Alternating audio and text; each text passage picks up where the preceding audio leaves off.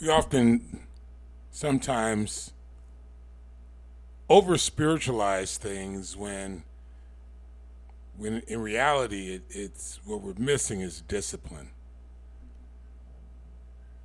We say we want one thing, but our discipline doesn't show that we actually want it enough to where we're willing to discipline ourselves. We believe that praying to God, as we call it, is going to change everything. Everything. I often tell people that God, when we pray, gives you a seed to plant, and you have to go through the process before you can get the fruit of that seed, whatever that seed is. And again, this is for my kids, my grandkids, my brothers and sisters in Kenya, my brothers and sisters in Ghana, my brother in Bangladesh, and whomever else considers me a teacher. God bless you. Study to show yourself approved.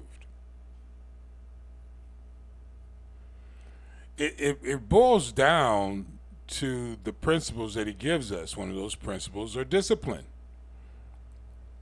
Now, the word discipline isn't mentioned, at least to the best of my ability. I haven't researched it, but I've read through it a few times. I haven't seen the word discipline mentioned in the Old Testament because I believe discipline is, and I'll try to look it up while we're talking. I believe discipline is a newish word.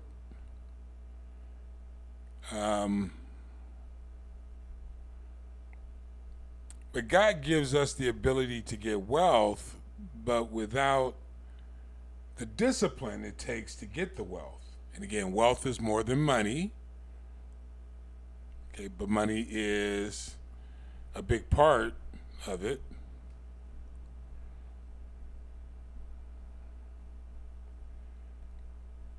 But it takes principles that we have to live by.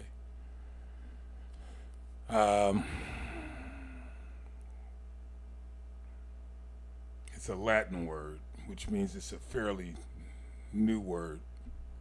It's not a there's no Hebrew word. I'm sure there's a Hebrew equivalent, and again I could look that up, but I think you get the point.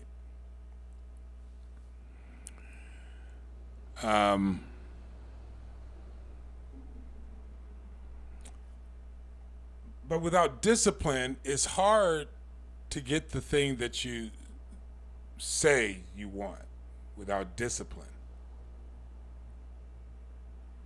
And as this title shows you, this is all about healthy habits. People look at God and say, well, if I do this, then God's going to do that to me. No, it's not God doing it to you necessarily. He's showing you the best way, what we call in business the highest and best use, what we call in finance the customer's best interests. These are standards to get whatever it is. Highest and best use is this particular property, as an example, is set up for this particular purpose already. To use it for another purpose, which you can, but to use it for another purpose will cost you a lot more, because you're going to have to overcome the highest and best use that is currently set up for. Well, you can't overcome God's highest and best use.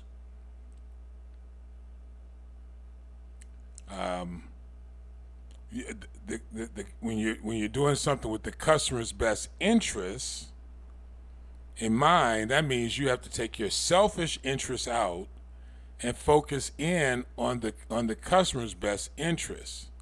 God, you can't beat God's best interest for your life. We are constantly trying, just like our own kids do with us. We say, this is the best way you do that. And then the kids are constant, well, not every kid, but most kids will say, if they even get the lessons from their parents, because some of them don't even, like I did. I didn't get lessons from my parents. I had to learn lessons.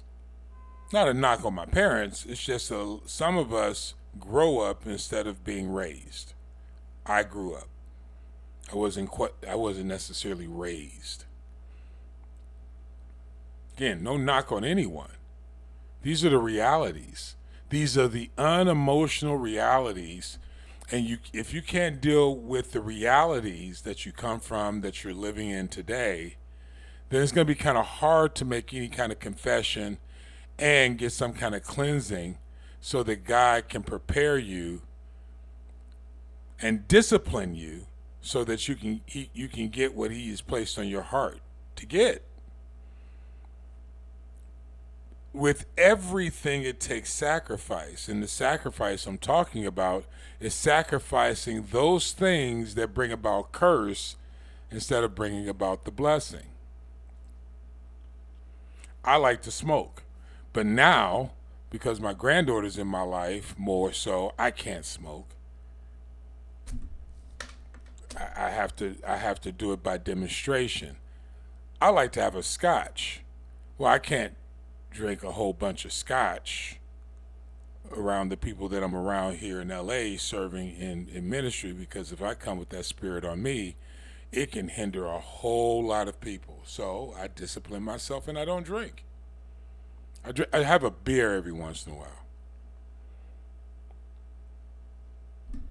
But I can't, because that spirit hinders some people. If we're ambassadors, if we're called to reflect, all things are legal, but not all things are expedient or prudent to do. I'm not going to hell because I smoke or drink. It's just not the best thing to do for the environments that I'm in.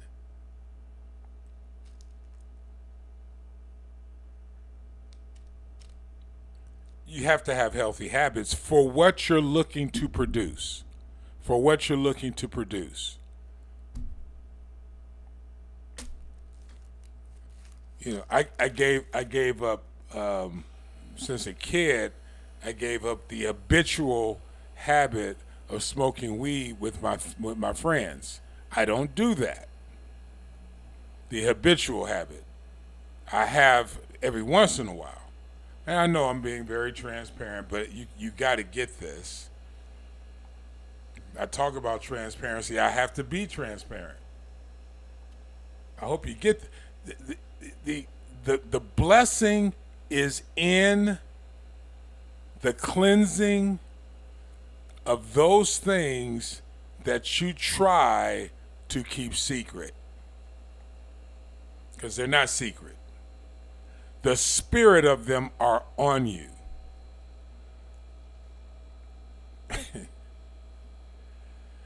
You know, but we try to get too super spiritual because we think we can do all these other things and get what God wants us to get. So it's okay for some people, but it may not be okay for others. But you can't lust after what other people can do. You have to do what God is telling you to do. Going back to that word, discipline. Healthy habits, if you will. If you're looking to run a marathon and you're eating nothing but chips and cheeseburgers, that's probably not the discipline you need. Now, if you were weightlifting, maybe it'd be something completely different. But if you're looking to run a marathon, that takes another type of discipline.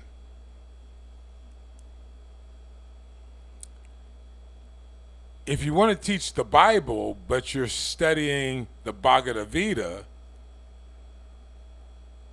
that's a different type of discipline. You got to study from the perspective of what it is that you're looking to master. Nothing wrong with reading the Bhagavad Gita. I'm going to really mess some Christians up and say nothing wrong with reading the Quran. Just like there's nothing wrong with reading the Book of Five Rings.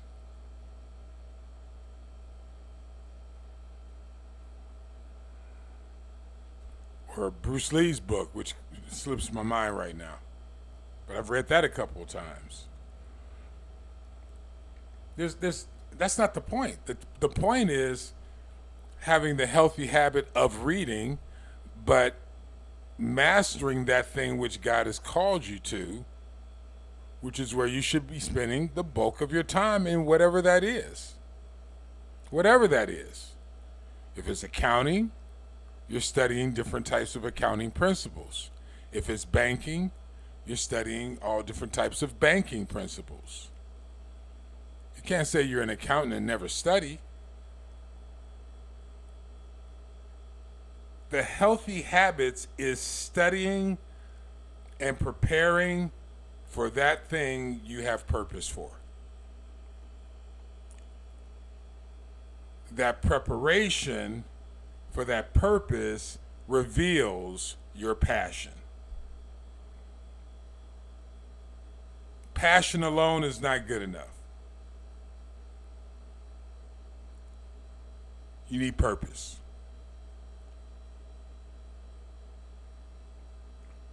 And then you need discipline to pursue the purpose that shows passion. The beautiful thing about God is He gives us the opportunity to do whatever it is that we want to do while we're proclaiming what we want.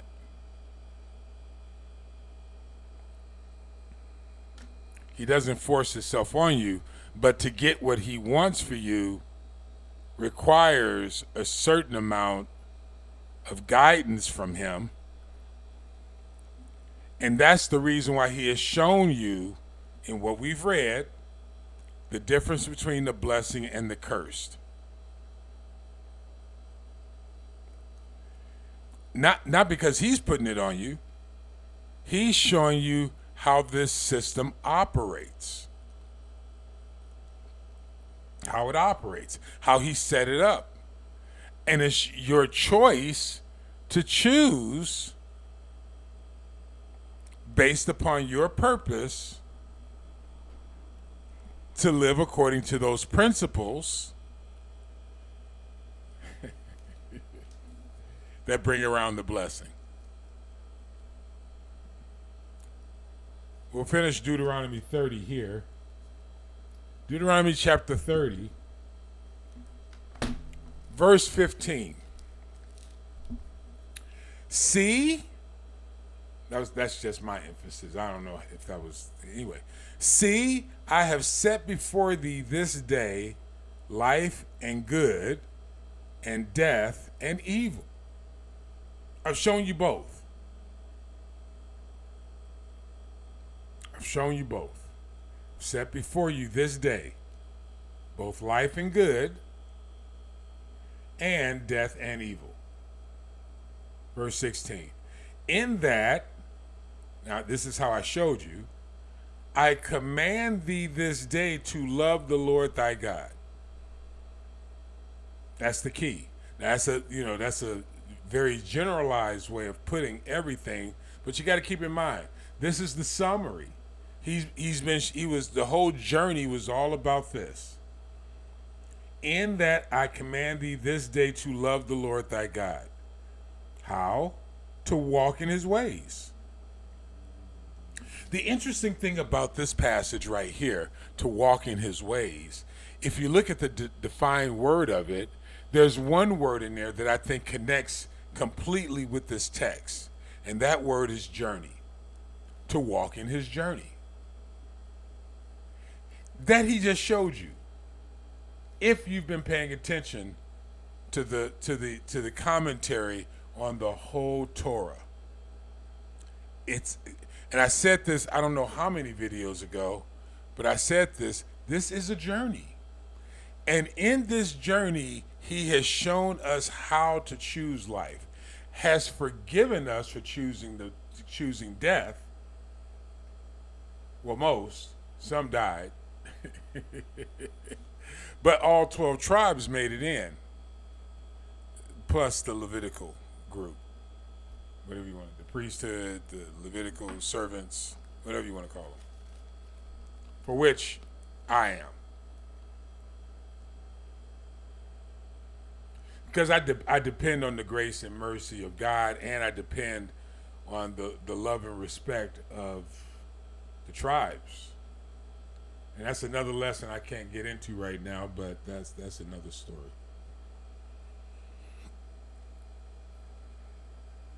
Verse 16.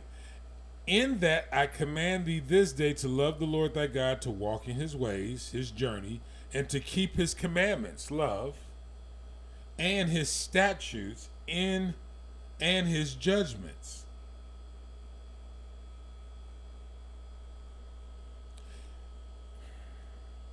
I feel like I have to explain that, but I don't think, it's already 16 minutes in. That thou may live. Now again, this word live in this Bible here, this word that thou may live, mayest live, is like a sustained life. So in other words, if you choose the blessings over the cursed, you will have a sustained life. And I dare say, not only in your lifetime, but in the lifetime of your children, as long as there's demonstration as well. Now, it doesn't guarantee your children's road because they have their own relationship with God. But your demonstration can bring them back to God when they veer off. As God said about us, right? In the previous, two videos ago when I talked about, he will fetch thee, 1 or 2 videos ago, if you veer off, but you have to be aware of who he is.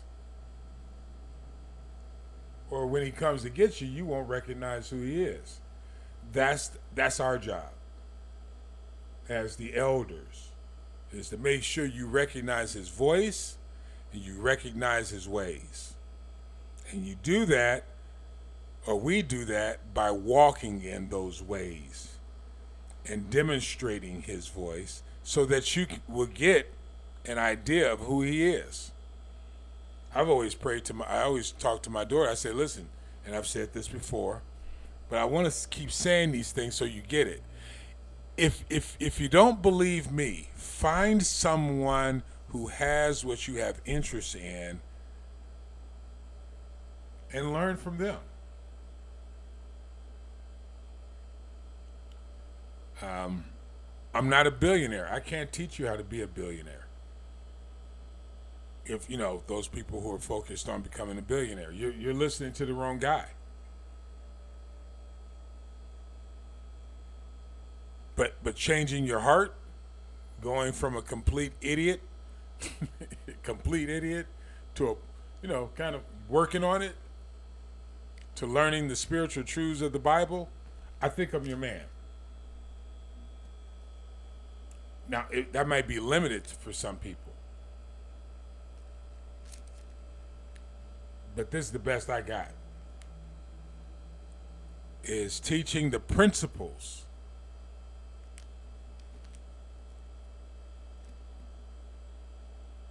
kind of like it. Anyway, that might live. So this is a sustained lifestyle. That's what the blessing brings. It brings you a sustained lifestyle, repeatable, and multiply. So you will live and you will multiply. This is where people focus in on the multiplication of stuff. I dare say maybe it is the multiplication of stuff as well, but with God, I have learned it is always about souls. So that's kind of my focus, to multiply those who are interested in him. I think the stuff will come along as he deems necessary. I think he just gives it to us when we're prepared or mature enough. That way it can't be taken away. Again, going back to education and discipline. And the Lord thy God, verse 16, Deuteronomy 30, verse 16, and the Lord thy God shall bless thee in the land whether thou goes to possess. Now keep in mind, like I said before, we are never the owners. The earth is the Lord's and the fullness thereof. But to possess the land that he allows us to be in. Land also deals with governing, maintenance. So when you're maintaining something, you're governing it. And if you're living based upon the blessing, there's multiplication there. Verse 18, I denounce unto you this day that ye shall surely perish. And listen to the wording. I denounce that you will perish. You're not going to perish. Ye shall not prolong days unto the land, whether thou pass over Jordan to go to possess it. Self-evident, I hope. I call heaven and earth to record, verse 19, I call heaven and earth to record this day against you. I have set before you life and death. In other words, I've given you all. I've shown you life, I've shown you death, blessing and cursing. So he just showed you the difference between, in the judgment and the statutes, the blessing, the commandments, and he's just showed you, they're opposites. So death, cursing is opposite. So in other words, when you break the statutes and the judgments and the commandments, in other words, you operate in hate, lack of discipline, those sort of things, it brings about death. Therefore, this is something that's widely quoted, choose life.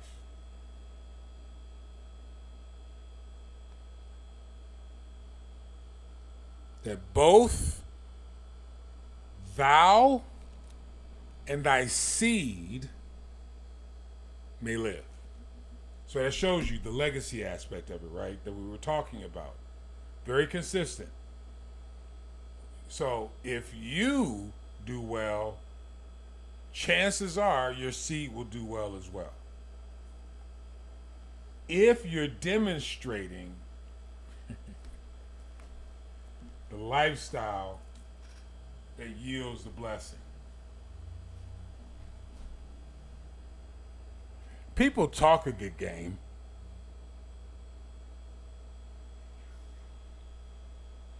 But it's the demonstration that means everything. I'm fortunate enough to be around people who don't necessarily do a lot of talking. But there's plenty of time for conversation as the work is being done. So they're careful to surround themselves with people who don't do a lot of talking. They just do more work. And there's conversations being held as the work is being done. A lot of people say, I want to do this, I want to do that, I want to do this. Some people say, this is the plan, this is the goal, this is the objective, this is what we want to do. And then they immediately set about planning and taking action. Not when things are perfect, but to create the perfect atmosphere. That's why you can't wait for things to be perfect, because you have to create the perfect atmosphere through planning, through education, prayer, of course, through collaboration. There's one organization that I'm involved with, and some of the participants of this organization won first place. Now, to do that, it took the volunteers that are involved with the organization to help the participants real time. That means going in, demonstrating. There was one brother that opened up his investment account to show the participants, demonstrate to them. And they were in awe of the amount of money that was in it, but it wasn't about the amount of money. He was just demonstrating to them how he did a particular thing. And I believe it was because of his efforts, maybe not the whole, but a lot of his efforts, maybe not the majority, but a big chunk of his willingness to be transparent with the participants, to open himself up for scrutiny. Well, they didn't have the education to scrutinize, but to open up his personal investment account. How many of you would do that?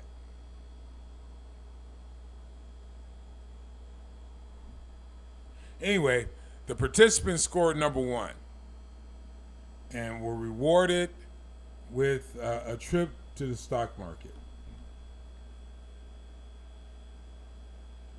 Because of the help of the mentors that were engaged and actively involved. In other words, they weren't just preaching, they were engaged. Some people like to stand off in the corner and tell people what to do. There are other people that don't stand off in the corner and tell people what to do. They actively get in and get engaged. Those are the people that I want to be around. That's the kind of person that I want to be. That's a healthy habit. That takes discipline. That takes education. That takes being a practitioner. That is wealth to me, because the souls that were changed in teaching these financial principles to people who may not have ever learned them without the involvement of people who have succeeded and had experiences in those areas.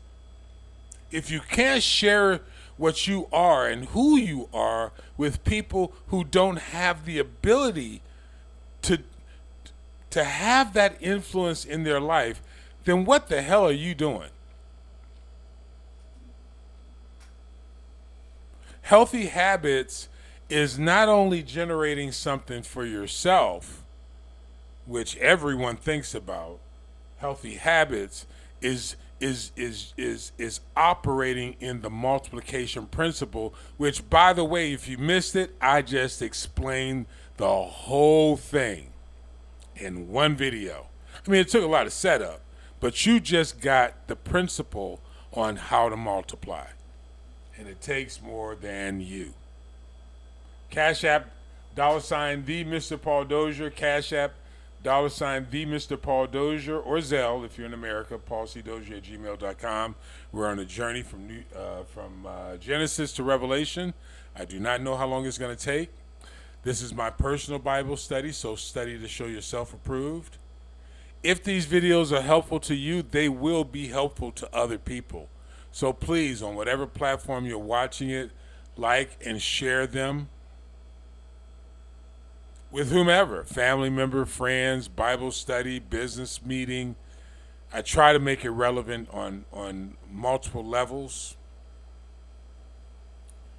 And thank you for taking this journey with me, and thank you for taking this journey with those who are called to usher in the kingdom of heaven.